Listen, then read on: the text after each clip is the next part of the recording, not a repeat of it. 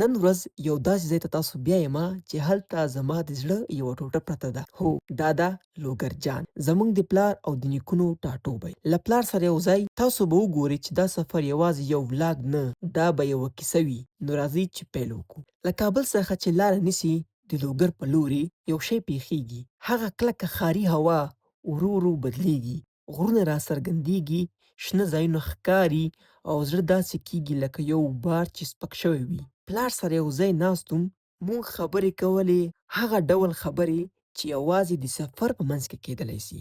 لوګر جان، تاسو به اورېدلي وي چې لوګر جان ښایسته ده، خو نه در باندې ښایست ګورمه. موږ چې ورسېدلو هلته میلمه پالنه داسې وه چې زموږ زړه یې خوشحاله کو.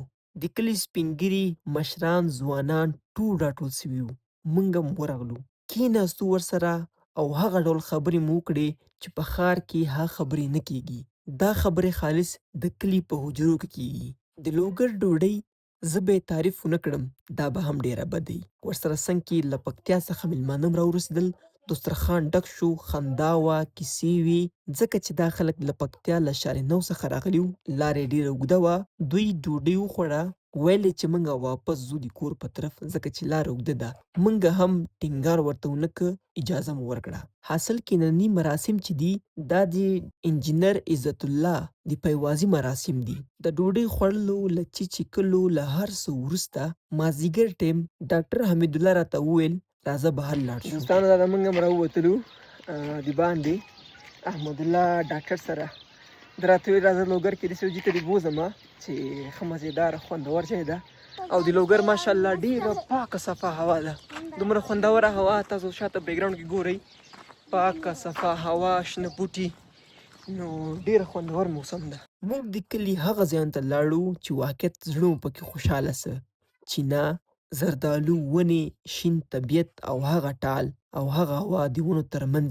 یاره دا هوا د کابل ایرکنډیشن نه هم اصلي هوا ده. په ټال کې له زانګېدا سره زما ذهن ډېر لرې لاړ.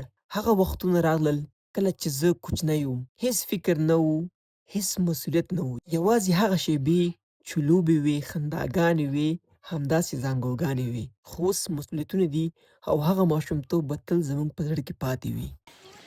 یارانو تاسو وکتل چې موږ هم داسې یو ښایسته ځای ته راغلي وو، هلته هم ټال هم پیدا کړ، هلته چې موږ وزانګل ډېر داسې خوند هم واخیسته. او اوس دغه ګلانو ته راغلي وو، ګلان دي او دا شاته د زردالو ونه.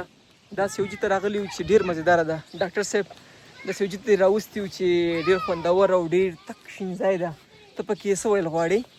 والا سه ببینی و شکر و ذاتی راځه و جنم تنگ ده ذاتی دی خو هم چکر راوست ذاتی اول کاری سره و کاری نه بعد دی خو زردالو باغ ته سره سګورم تالم پکې ول ذاتی تالم هم پکې وای او چکر هم وای اما ذکر د خیر سره ښه ساعت هم تېر څه ګڼې والا ښه ساعت هم تېر لوګر خو والا ښایسته ده. هسې موږ ویلې چې دا به ښایسته نه وي. موږ چې راغلو هم کته واقعیت خپل وطن ده ډېر ښکلی ده، شینوالی، طبیعي شینوالی او ښه په زړه پورې وطن ده.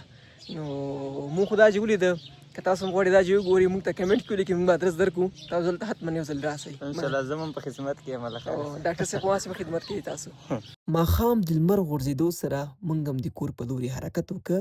له هغې څه وخت بعد هلکانو احوال راولېږه چې راځئ بانډار جوړ سوی ده. موږ هم لاړو بانډار ته. د لوګر ځوانان ټول راغلي وو. په مجلس کې یو چا راغږ کړ، وایي د لوګر ځوانان به تکړه وي که د کابل ځوان په اتڼ کې. ما ورته وویل راځئ اتڼ به وکړو، خو قضاوت به یې لیدونکو ته پرېږدو.